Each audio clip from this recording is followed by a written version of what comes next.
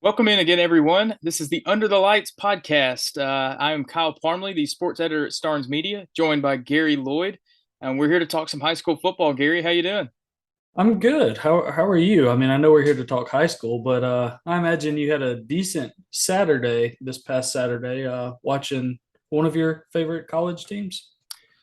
I'm assuming you're referring to Kansas and not Auburn, No, because the I'm Auburn definitely game no. Auburn game was not very fun. However, Kansas was a blast. Kansas is 4-0, as I know everyone's keeping up with Kansas football around here, but yeah, I've been on that bandwagon for a few years, and it's been really terrible. But hey, they are finally good, and it is awesome to see.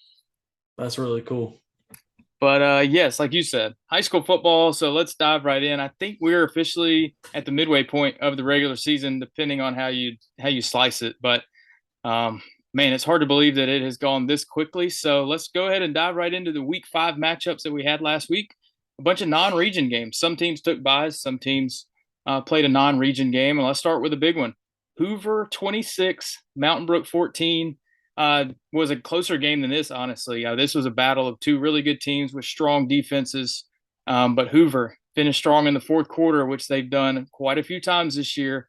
That's a really good habit to have to finish strong down the stretch. Yeah, well, did they score 16 in the final quarter? Is that what it was? It was a lot.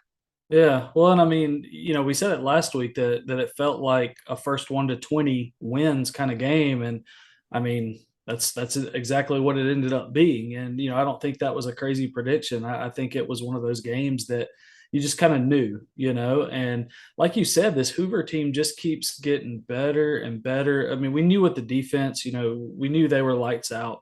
But Brewer Smith, he was clutch late in that game. Throws for over 200 yards, 2 touchdowns against a really good Mountain Brook defense. I don't care what the classifications are. Mountain Brook used to be in this region, so that Hoover team is a very scary team right now. And on the other side, Mountain Brook. I mean, you hang, you're right there near the end of the game.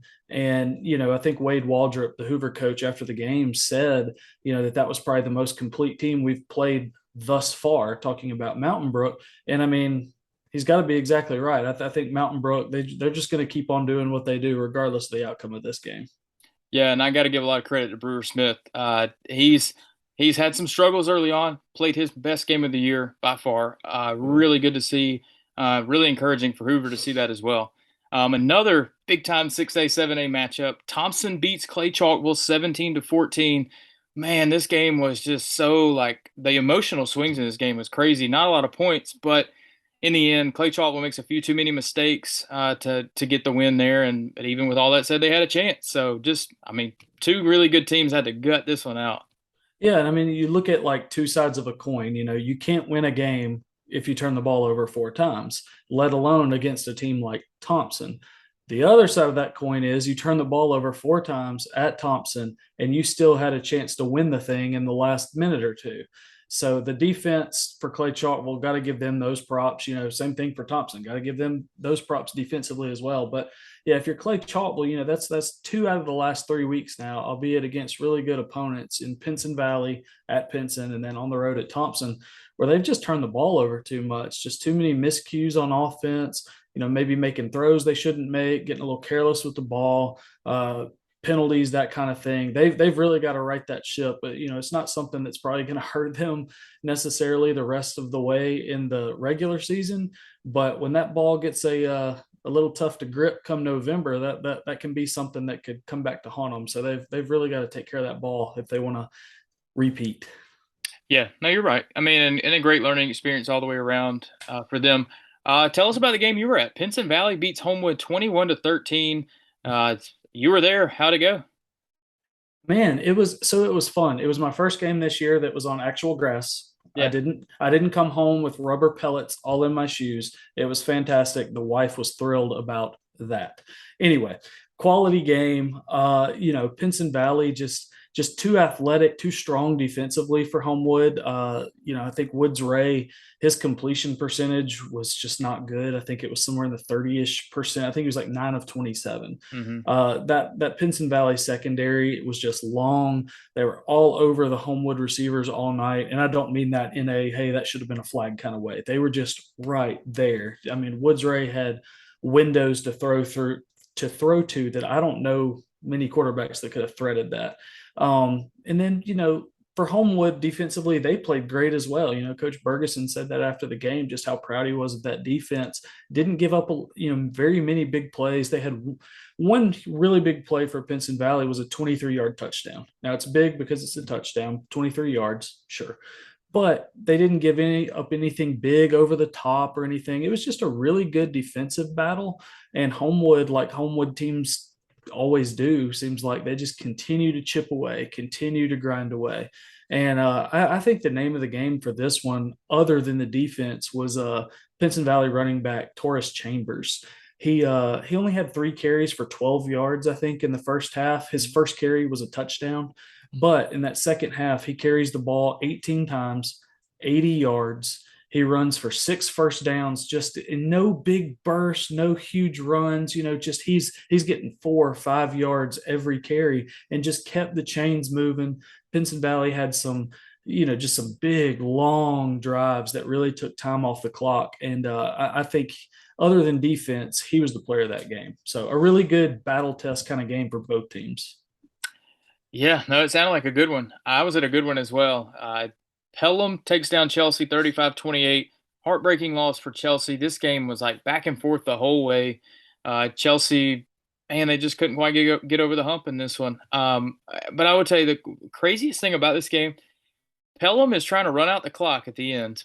And on the last snap with like 7 seconds to go, one of Chelsea's D linemen like essentially jumped the snap, which I'm not sure is legal. I don't think it's legal. I just don't really know how to describe it other than he jumped the snap, ended up with the football, and the officials gave the ball to Chelsea for one last heave. Unfortunately, it doesn't work out, but that wasn't the story of the game. It was just kind of something cool at the end. But Chelsea, man, they're so close. They had a 4th down play come up half a yard short on what could have been the game-winning drive at the end. There's so many plays that you see the progress of that program under Todd Cassidy.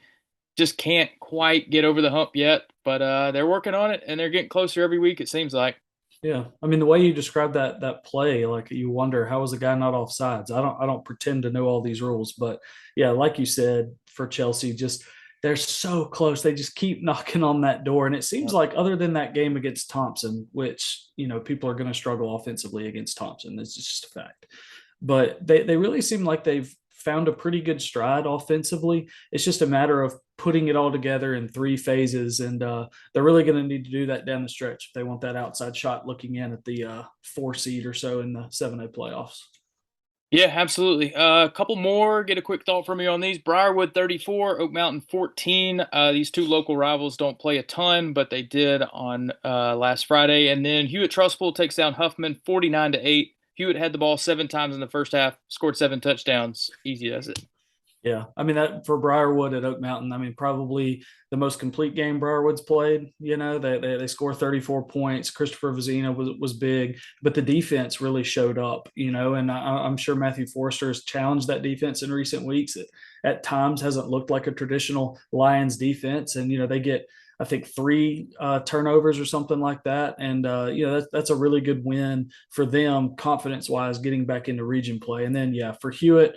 That was quarterback Peyton Floyd's birthday, so he throws 5 touchdown passes in the first half. So, you blow out the candles, then you blow out the Vikings. Just a game like we expected against Huffman for Hewitt-Trussville. Yep, no doubt. That does it for week 5. Gary, give me a big takeaway from the weekend. Defense wins championships. I mean, You've heard that one before. Yeah, I know it's a cliche, but I mean, if this last week, taught me anything, it's that it's true. Like we weren't in region play, but you know what? Most of the time in the playoffs, unless both teams from a certain region win and advance, you're not necessarily playing a region team. You're playing a Hoover Mountain Brook type game or a Pinson Homewood type game. And in all these games that we saw that we've kind of talked about, defenses really showed up. We knew Hoover Mountain Brook was going to be a slugfest. We knew Pinson and Homewood had really good defenses, and they proved that at Waldrop. And then you even look at Clay Thompson. I'm sure a lot of people who are I don't want to say fair weather fans, but that think of those teams. They think of ball in the air, 40 points, just a back and forth kind of thing. Right. And I'm sorry to disappoint those people. And I wish the game would have been a little cleaner, I guess, on both sides. But kind of like that we saw some defense in that game. I think it really shows that when it comes down to these types of games, these really big helmet games, playoff type games, that those defenses really show up and they matter a heck of a lot more than you think. So my takeaway is just how good the defenses were. I don't know all the defensive coordinators off the top of my head, but props to them and props to all their defenders this last week. Yeah, no doubt. Yeah, I don't want to be put on the spot there and try to name them all either. But they're doing great. If I had to give you one, I want to give credit to Clay-Chalkville, Mountain Brook, especially number 1 and number 2 in 6A, for challenging themselves in this non-region week and going to play an Elite 7A team. It's really easy to either take an extra bye, to play a cupcake, to do whatever. But these two teams, their coaches see the bigger picture. They want to go challenge themselves and really play a game against a team that is arguably going to be better than anybody else they see on their road to the potential state championship. So big time kudos to Drew Gilmer at Clay-Chalkville and Chris Yeager at Mountain Brook.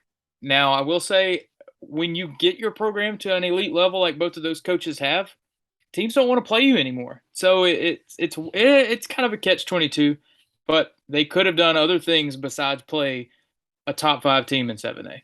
Right. But yeah, so really cool non-region week. It lived up to the billing for sure. And so with that being said, it is time to dive into our player of the week.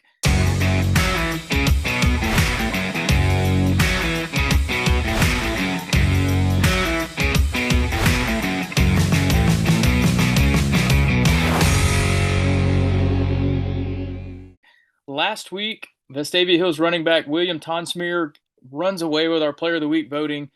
Big night for him a couple weeks ago. Congrats to William. And it's time to crown a new one. This week, we are going with the wide receiver edition of the player of the week voting, which after you watch this, head over to my Twitter page at Kyle Parmley to vote for who you think should be the player of the week from week 5. And let's start with Sawyer Smith from Oak Mountain. 7 grabs, 114 yards, and a touchdown.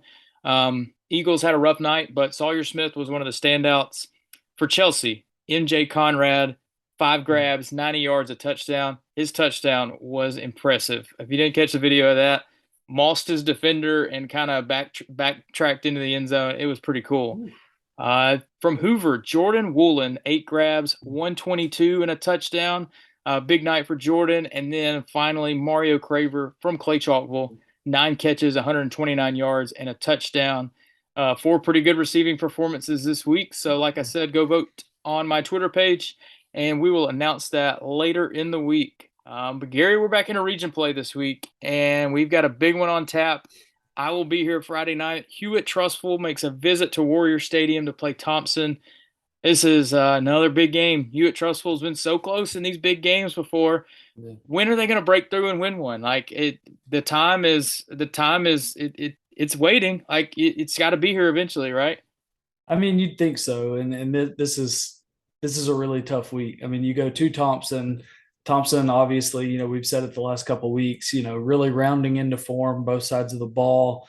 I think Hewitt is going to need the blocking night of its season to have a chance in this game. I'm not saying it's going to be a 40-12 game or something like that, but I think both sides of the ball, especially offensively, Hewitt's going to need to block its tail off to give Peyton Floyd enough time in the pocket to let some of those running lanes open for Kennedy Mitchell and Jackson Melton. So I think it's a really tough task for Hewitt, but I think it'd be a tough task for anybody. So really hoping that the Huskies really show up and really make it a competitive region game. Yeah, and I think one of the differences could be Hewitt-Trussville's defense. If they make a couple big plays, help out that offense a little bit, could be a really good ball game. But like you said, Thompson's rounding into form too, and that'll be a tough challenge for the Huskies. Let's stay in Region 3 for a few more games. Hoover makes a visit to Oak Mountain. Really good win for Hoover last week. This seems like an opportunity to continue building on that against an Oak Mountain team that has struggled this year. Yeah, I mean, like like Thompson. I mean, Hoover's really rounded into form, and we kind of expect it, Yeah, right. annually from these teams. But Hoover, they still haven't allowed 20 points in a game this year at Wow. all. 6 games, they haven't allowed 20 points. And I don't really foresee that changing against an Oak Mountain team, like you said, that's struggled a little bit this year. So, you still, that's why you play the game. So they've got to go in with the right mindset, all that coach speak, that kind of stuff, that cliche stuff. But this seems like a week that Hoover gets a big win and, moves forward in region play, looking for that region crown. Another region game, Chelsea visiting Vestavia Hills. We talked about how close Chelsea is. Just can't quite get over the hump. Vestavia Hills had its bye week last week. They've been rolling lately. So this is going to be a good chance for the Rebels to keep building on that playoff resume. Yeah, and I don't know how to look at this game. I feel like in a way this could be a really good game, and in another way I feel like Vestavia could run away with it. So to me it's a really intriguing matchup.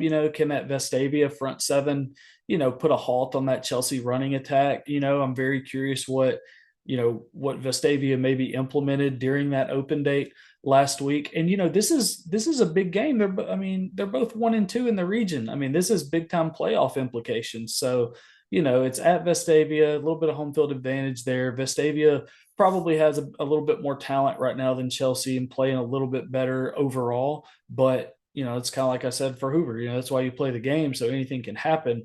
But I think this is a really intriguing game. Could be. I hope it is. I mean, I like all of our games to be really entertaining. And then one more Region 3 game, Spain Park hosting Tuscaloosa County. The bye week came at a good time for Spain Park. They've been struggling the last few weeks. So yeah, here we go, Spain Park T County. Yeah, it feels like this could be another intriguing type one. Maybe, I mean, Spain Park's 0-3 in the region. T County's a surprising, not a surprising 2-1, but a surprising 4-1 overall. Yeah. But, is this the week that, Spain Park, they get Tuscaloosa County coming to Hoover? Is this the week they get off that 4-game losing streak and really put it all together? It does feel like it could be an intriguing game. Spain Park coming off a bye. But another tough game that maybe we didn't have circled against the T County team that has kind of I don't want to say overachieved, but has kind of impressed more than we thought. So just another tough game for Spain Park. But yeah, like you said, that bye week came at a much needed time. So we'll see what they look like, coming off of it this week. Yep, and that's those are the four Region 3 games. So we'll take a step away from those. Briarwood hosting Helena in a big region game for those guys. Helena's had close game, close game, close game, so they're used to it. Briarwood big win last week. I'm really thinking this will be an intriguing game. I think it's going to be a war. I mean, Briarwood's played, one less region game so far than Helena has. But like you said, the last 3 games for Helena, 2 of them have gone into overtime, Mhm. and then they beat Jo 16-13. And Briarwood's coming off that, maybe what I think might be its most impressive game all the way around to date. You get them at home, and very quickly in that 6A Region 3, you've got to start racking up some region wins. Homewood sits atop right now, excuse me, right now at 3-0 in the region. And I'm looking, there are 4 other teams that are either 1-1 or 2-1 in the region right now. So it's starting to get pivotal, only 4 of those teams get Right. in. So, and, it's kind of like we've even talked about John Carroll, these games that you need to take care of business at home in the region. Briarwood gets a really good Helena team at home, really need to come out on top to keep those playoff hopes looking really good. All right, we've got 2 left. Unfortunately for the underdog, both of these are going to take some craziness to make them really good games. John Carroll hosting Pleasant Grove in a region matchup. Pleasant Grove, one of the best teams in 5A, and then Pinson Valley hosting Huffman. Both of those look pretty cut and dried, but they play the games for a reason, right?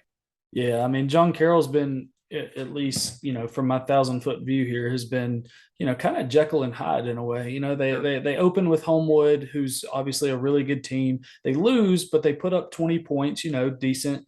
And I'm looking back, but then you get into a shootout with Marbury. You lose to Hayden by 2 touchdowns. You lose to Carver Birmingham 20-14. Just can't quite get a consistent pulse on John Carroll. And then you've probably got, like you said, one of the best teams in 5A, coming to your building. That's that's a really tall task. Pleasant Grove's really good. So tough game there for the Cavs. And then yeah, it's kind of the same thing for Pinson Valley. I mean, they've been really consistent thus far, been really good defensively, and they've shown that they can play make on offense. And then Huffman's just, I mean, they're 0-6. They're only scoring 11 points per game. I don't think they even get to that against this Pinson Valley defense as long as Pinson Valley shows up with the right mindset. And, their new head coach, Lee Guest, I'm just going to say it, and this isn't my Hewitt-Trussville bias because he went there and I went there. It's not my Hewitt-Trussville bias. He's very quickly becoming one of my favorite coaches to talk to after games. Yeah. He's one of those guys that all you've got to do is click record and say, go. And, he's going to give you the thoughts. He's really going to dive in and just really thoughtful responses and a really good mindset about him. And, really finds the things to work on, regardless of how the game went, and finds them pretty quickly. So a little bit of kudos there, but yeah, a big win for Pinson Valley. All right. And that sets the table for week 6 of the high school football season coming up. Don't forget to go vote for the player of the week on my Twitter page. That's at Kyle Parmley. You can also follow Gary Lloyd at Gary A. Lloyd on Twitter for all kinds of high school football and other analysis. If you follow me, you'll see a lot of Kansas football hand wringing because the Jayhawks are back. I don't know. It may not hold up. We're probably about to lose our head coach, but we'll both be on the sidelines Friday night, ready for a big week. Gary, thanks as always for joining me, and we'll see you next time.